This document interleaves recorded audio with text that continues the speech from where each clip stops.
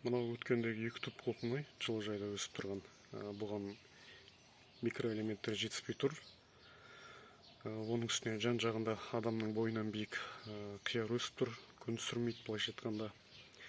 Көлеңкеде тұрып, осылай өсіп жатыр. Енді бұған ешқандай микроэлементтер бермедім. Былайша айтқанда тыңайтқыштар. Оңкен ауруға қарсы ешқандай дәрі-дәрмек қолданбадым. Өзінің табиғи күшімен өсіп, өнім берсін дедім. Бұны әтейлеп сынақтан өткізіп көріп жатқан едім.